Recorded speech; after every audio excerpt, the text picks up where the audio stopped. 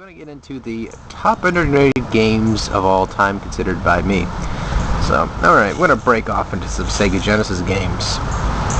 First one I'd like to show off is Ranger X for the Sega Genesis. This game utilized 6-button control gamepad. So it was sort of like that entire side-scroller scene with mechs and everything. This is basically how the game was like. It was really great graphics, presentation, and the 16-bit processing was shown quite well in this game. And you saw a lot of elements of gameplay that just accumulated into this game, and it was just a challenging game, but it was also very satisfying as well.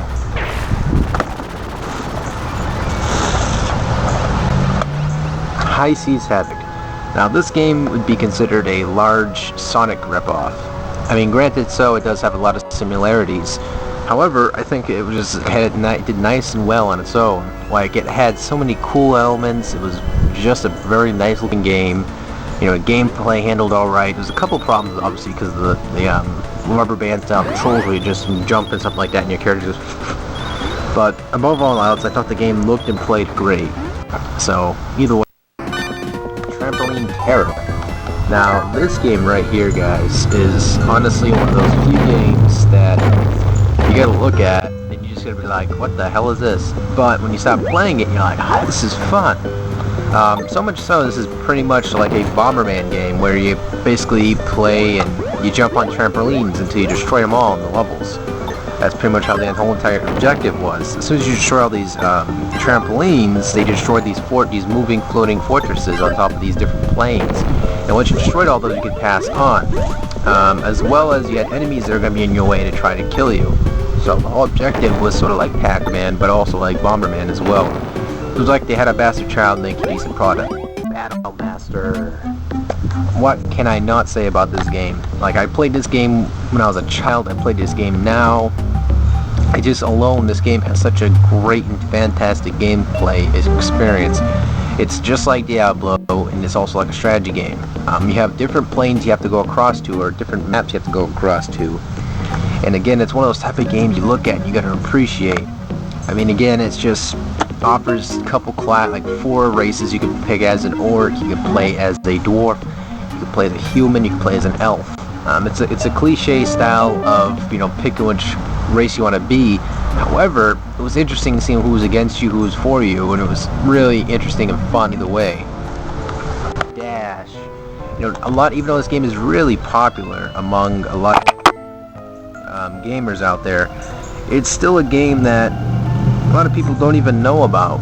Like, the series itself, no one even knows about. It's really disappointing as well, because the series is such a the game itself, for that matter, because it only got ported a couple times, but it was such a great experience playing a side-scrolling RPG style. Like, you just killed enemies, you leveled up. It was just like Legend of Zelda 2, as well as, Vania, or Metroidvania, so to speak.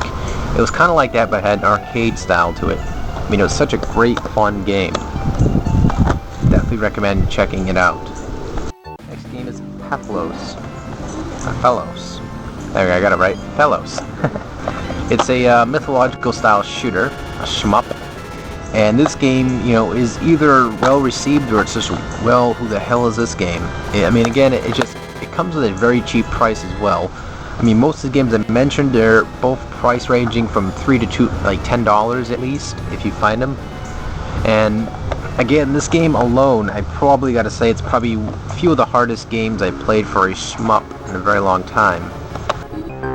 Alright, so Blades of Vengeance. Now, this game has large sprite palettes. It has a lot of colors. You have a choice between a Valkyrie, a warrior, which is the guy with the axe, and a wizard. All these characters pretty much have their own unique styles. The Valkyrie's very fast. The warrior has he's not as fast, doesn't jump as high, but he does have a lot of colossal damage. Like, he can just pretty much hold his own. The wizard, he's more of those people who like to run and jump. So, either way, it's a fantastic game. Really underappreciated. Piece 3. Now again, I'd probably definitely majorly talk like hours about this game because it's one of my favorites for the Sega Genesis. However, can keep it short and sweet. It's a side-scroller. It has obviously a different array from its original predecessors, being Ys 1 and 2. in the top adventure game that it was, but this is an adventure side-scroller RPG. It has a lot of good gameplay elements to it. It looks fantastic on the Sega Genesis, and it plays and handles, and it pretty much describes itself quite well versus Super Nintendo and the other consoles. Granted, you can't really compare it to the TurboGrafx 16 version because it's kind of unfair because you're dealing with a CD versus a cartridge. But troubleshooter. Think of this game and you think of a chibi version of what's that game? Forgotten World. Pretty much what it's like. It has really fun shmup elements, a lot of random and crazy looking enemies, and it's definitely worth the purchase and look at. Jewel Master. Now again, this game is probably really considered underlooked. Now it has such a great gameplay elements to it. You combine and mix rings together and you make these crazy powers you can combolize. And again, it's just one of those few games that you can look at and smile and go, that was not a bad game. But either way,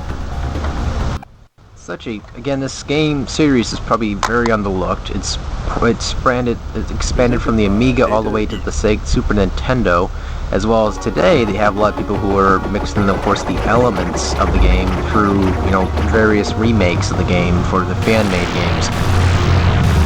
But either way, it has a lot of shiny elements to the Genesis. It truly, every Turkey game pushed the elements or the limits to the Sega Genesis for its time, and it was just such a memorable thing to watch this happen.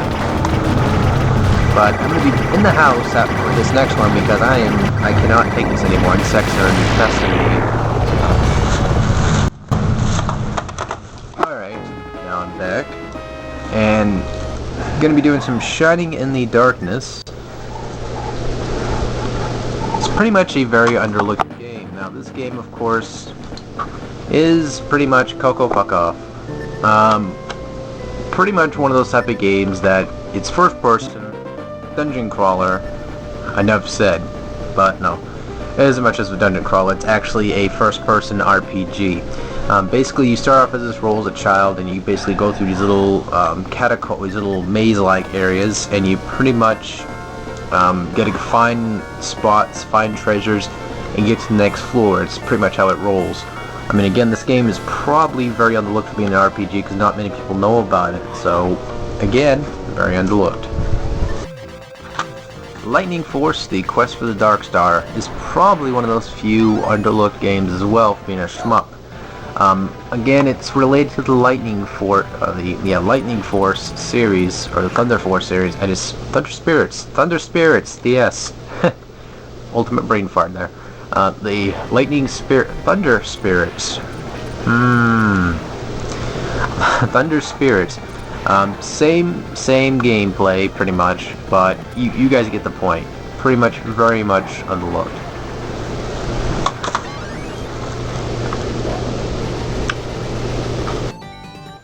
Marvel Land is made by Namco, and this game, of course, has a little side-scroller cutesiness to it. However, I thought this game was pretty much one of those type of games you don't really see very common for what kind of style it is. Granted, this shared a little bit of Chaotix, if you remember Knuckles' Chaotix game. It shared a little bit of elements of those, as well as, Restar and a few other games, majorly Sonic. And the reason why this game is very much underlooked is because of the badassness that this game is. It's extremely addicting after you get used to it, and it's pretty much everything from the scenery to the monsters are just so freaking cute.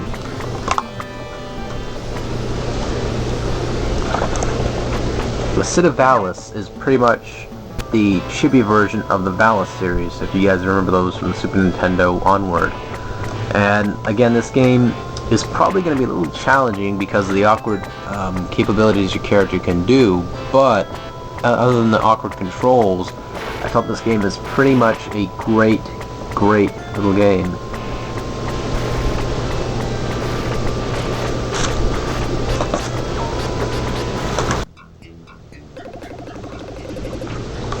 The next game is Insector X. Now, the arcade version, your character is obviously chibi in this. This one is more realistic looking than the ordinary character. You fly around as a little insector, which was pretty much you look like a bee, and you pretty much fly around shooting other insects across the screen. Now, this is almost and 100% how this game rolls. It's a very, very, very fun game. Some people think it's way too easy, while I think the game is just right. So, either way, a very fantastic shmup. Light Crusader. Now, if you like Heavy Crusaders, definitely check out the Heavy Light Crusader is pretty much a dungeon crawler through and through, adventure dungeon crawler. It shares a lot of similarities to Diablo, though. This one really does. Again, it's in an interesting perspective where it's across from you, so you see these little block floor tiles. You just walk across them. A lot of gameplay you can catch it from similar games as well. I mean, you can obviously see the gameplay. This game alone has plenty of great appeal. So definitely check this out. Wings of War is pretty much one of those type of games that you look at the end boss, you're like, because it's such a dirty looking boss. But no, this game pretty much highlights for me because I enjoy it heavily. It reminds me a lot of games like Gates of Thunder or Lords of Thunder, because the character looks so similar to those things you could play as, even though he's not quite mechish. Again, this has this little mythological style to it, very similar to other games you probably played shmup-wise. The power-ups are really interesting as well. They're something you have to look for yourself, but either way, they're really fun game. About these games, and I'd pretty much ruin it because I end up explaining every detail, nook and cranny, because that's how I am.